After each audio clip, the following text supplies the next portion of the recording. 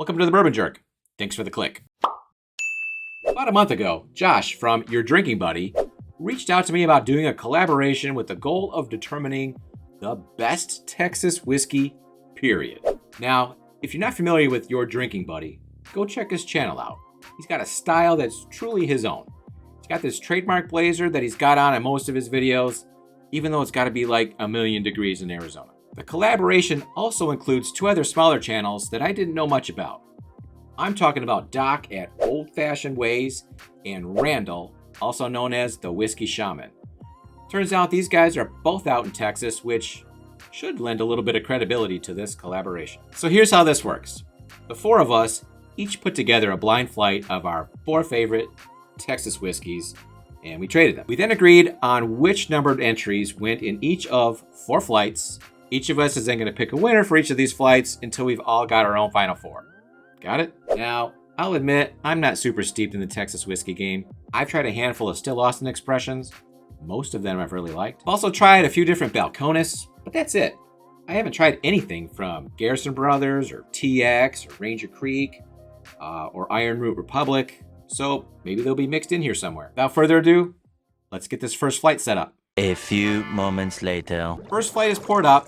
Now, I'm not really trying to guess what any of these are or pull out any particular notes. I'm really just here to pick the best one of the 4 so that I can make it to the final 4 of my picks. Let's go. This one's fruity as heck. Light, fruity, bubblegum notes. Doesn't finish very heavy or hot.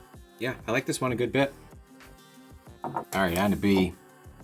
Now this one is way darker than anything up here. Definitely different nose than A, where this one was fruity. This one is like definitely dark and oaky. Almost like a peanut butter note on there. Yeah, this is like dark chocolate and peanut butter. This one has a nose that's similar to B. Maybe instead of super dark chocolate, there's like maybe a little bit of caramel in there too. Now that one's really nice from front to back on the palate. This one might be the head of the pack right now. Buttery, oily, caramel, salted caramel. Yeah, that one's delicious. And you can see, I mean, you probably can't see, but this one is just sticking to the glass like you would not believe. All right, let's go in for D. Fruit and mint. Yeah, this one's definitely back to that fruity side of things.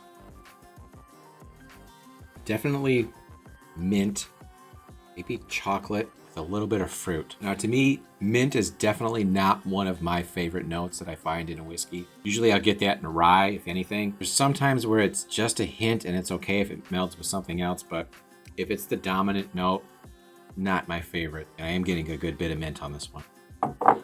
So I would say so far, D is probably my least favorite. C's probably my favorite. Give them one more taste and then I'll pick a winner here. Solid.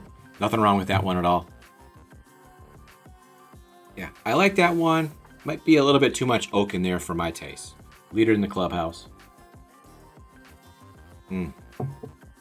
Just the nicest salted caramel experience on this one. A little bit of orange peel.